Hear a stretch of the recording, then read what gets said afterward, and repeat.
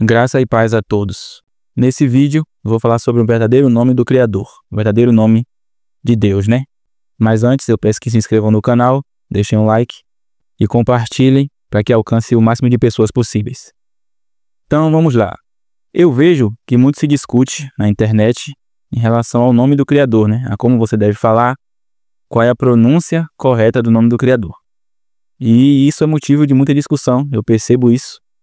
E como eu disse no último vídeo, não vale a pena, não é do Criador você discutir ponto de vista na internet, né? Discutir uma opinião sua e tentar provar para outra pessoa que você está correto. Isso só é ego, assim como eu falei no vídeo anterior a esse. E até mesmo o que eu falo aqui, eu nunca coloco como verdade absoluta, como se fosse é isso, e se você não acreditar nisso, você está errado. Não. Eu mostro meu ponto de vista e aí você tira suas próprias conclusões. Então, se você está na internet, nesse mundo digital, discutindo, xingando os irmãos por causa de um ponto de vista seu, pode ter certeza que você está afastado do Criador. Porque, na verdade, são três mundos. Você tem o mundo espiritual, que é o verdadeiro, o mundo material, que é a ilusão, é falso, e o mundo digital é algo criado para te prender mais ainda numa ilusão. Bem dizer, uma ilusão dentro de outra ilusão. Então é como se, imagine que você está no mundo espiritual e lá você coloca um óculos de realidade virtual. Você vai viver uma vida virtual através daquele óculos. Só que lá dentro, ao invés de você lembrar e retornar para quem você realmente é, espiritualmente falando, você vai colocar outro óculos, outra realidade virtual, já dentro daquela ilusão. Então você vai se prender mais ainda. E você nunca enxerga quem você realmente é em Cristo.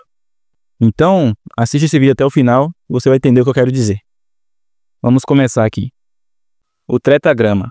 O tetragrama se refere ao nome de Deus em hebraico, formado por 4 consoantes: Yod, Rei, Vav, Rei. Esse nome aparece mais de 6.800 vezes na Torá e em outros textos da Tanakh, Antigo Testamento.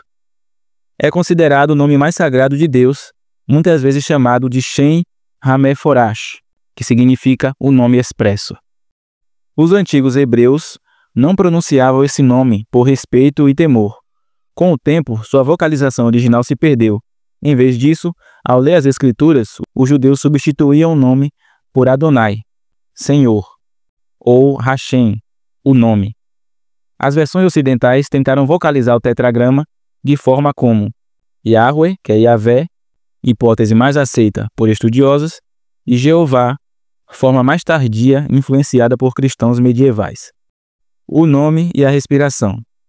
Uma das interpretações mais belas é de que o som das letras do tetragrama não formaria uma palavra comum, mas um som de respiração, uma inspiração e expiração, sendo Yod uma leve inspiração, Re um suspiro de ar saindo, Vav som contínuo, o fio da respiração, e Re expiração final, o retorno ao silêncio.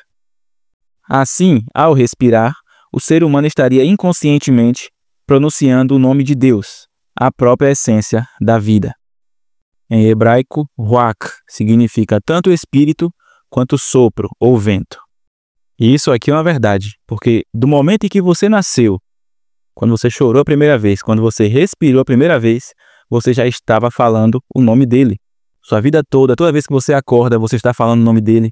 A cada respiração sua, a cada passo seu, você está falando o nome do Criador, o nome do Altíssimo. Porque tudo é Ele. Você precisa entender isso, que Ele é o Verbo. Se Ele é o Verbo, tudo é Ele. Entendeu? Cada respiração sua, o seu corpo, a natureza, tudo que existe é Ele, é a palavra. Porque tudo foi criado por Ele e para Ele. Está escrito lá, Ele é antes de todas as coisas, e todas as coisas subsistem por Ele. Por que Ele é antes? Porque Ele é o Verbo, Ele que criou tudo. Tudo que você está vendo ao seu redor, nesse exato momento, foi o próprio Verbo que criou. E do momento em que você nasceu, você respirou a primeira vez, você falou o nome dele, e no momento em que você morrer, você também, a última coisa que você vai falar é o nome dele. Então você precisa ter isso em mente, sabe? E vamos continuar aqui. O som Yahweh também está ligado ao tetragrama e é a forma abreviada do nome divino, em hebraico. Em muitos nomes hebraicos antigos, o nome de Deus aparece abreviado como Yahweh no final de nomes, por exemplo, Yeshayahu, Isaías, ou Yehu no começo de nomes, por exemplo, Yehoshua, Josué. Essas formas vêm diretamente do tetragrama YHWH, mas com vogais adicionadas para facilitar a pronúncia. Com o tempo e as variações linguísticas, Yahweh surgiu como vocalizações simbólicas. Então, no sentido de originalidade, do início, Yahweh é uma forma correta de se falar.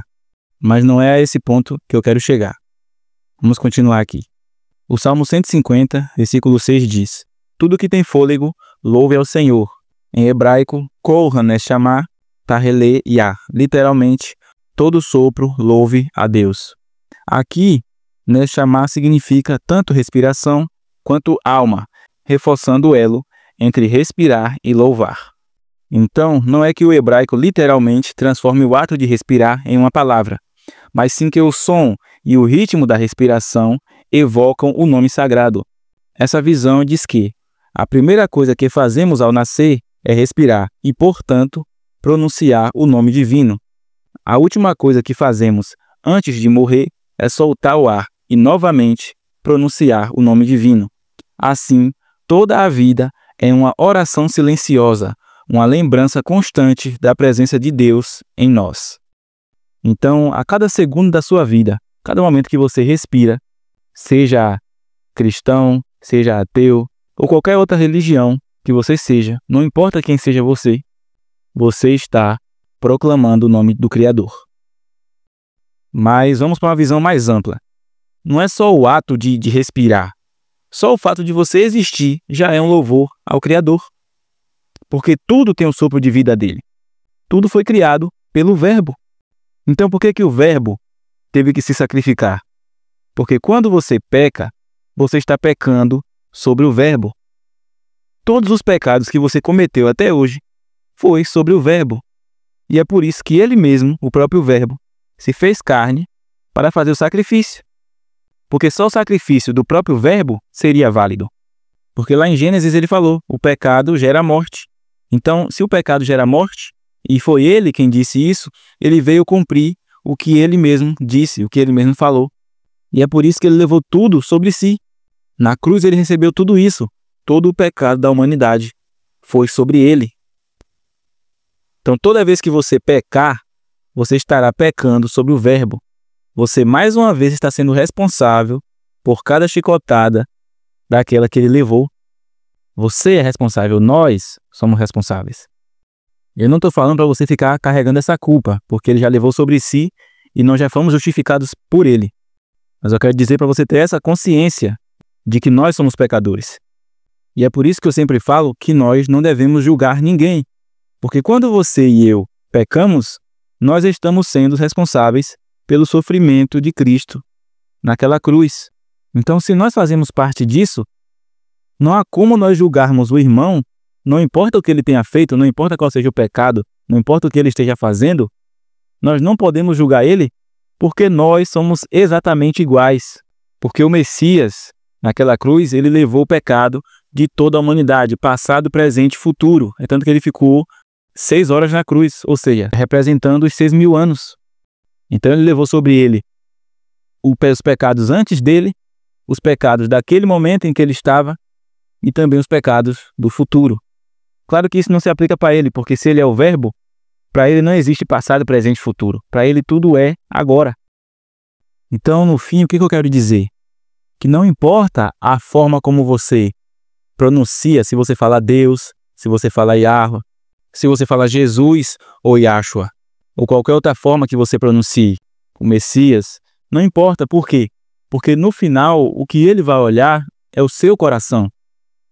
Porque você pode estar falando o nome correto, no hebraico.